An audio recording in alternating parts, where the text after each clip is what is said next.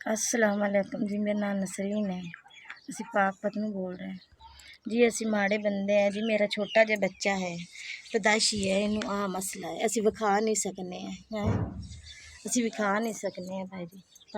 ਨਹੀਂ ਅਸੀਂ ਨਲੌਰ ਸ਼ੋਰ ਬੜਾ ਪਹੁੰਚਾਇਆ ਬਈ ਸਾਡੇ ਕੋਲ ਇਤਨੀ ਗੁੰਜਾਇਸ਼ ही नहीं, इतनी पहुँच ही नहीं। ਅਸੀਂ ਮਾੜੇ ਬੰਦੇ ਆ, ਅਸੀਂ ਗਰੀਬ ਬੰਦੇ ਆ ਬਈ। ਅਸੀਂ ਬੜਾ ਬੱਚੇ ਆ, ਸਾਡੇ ਕੋਲ ਇਤਨੀ ਪਹੁੰਚ ਨਹੀਂ ਹੈ। ਅਸੀਂ ਮਾੜੇ ਬੰਦੇ, ਅਸੀਂ ਬੜਾ ਕੁਛ ਲਾ ਦਿੱਤਾ ਹੈ ਪਰ ਅੱਗੇ ਸਾਡੀ ਪਹੁੰਚ नहीं।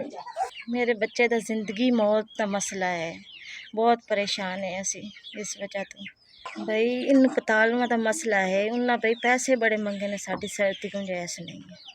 10 साल तो पहले उन्हें ऑपरेशन करा लो तो ठीक है, नहीं तो मसला जी मसला है सारा है बई। असी 500 रुपया सारी मेहनत है मेरे मियाँ दी, इतनी गुंजाइश साढ़े को नहीं पहुँच सकती। मेरा छोटा जिहा बच्चा है दी जो गुंजाइश, गरीब है, माड़े बंदे हैं, साढ़े को इतनी गुंजाइश ही नहीं है बई। बच्चे ने किदों लै गए, पहुँच ही नहीं है। माड़े बंदे जो कुछ है सारा ला चुके हैं बच्चे थे।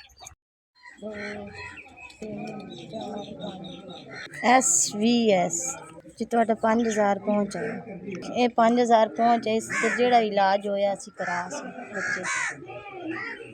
अल्लाह कंपनी च लावे साहब दी, अल्लाह पाक दी करो कारोबार च बरकत अदा फरमावे। अल्लाह पाक दी तुहाडी जिंदगी होवे, अल्लाह पाक तुहानू इतना देवे कि तुसी साडे गरीबां दी रखो कि वेरे जी तुसी साडा वसीला बने जी। असी आदे बच्चे दी दवाई लिसां, असी जी गरीब तुहानू दिलों दुआ दे सकने।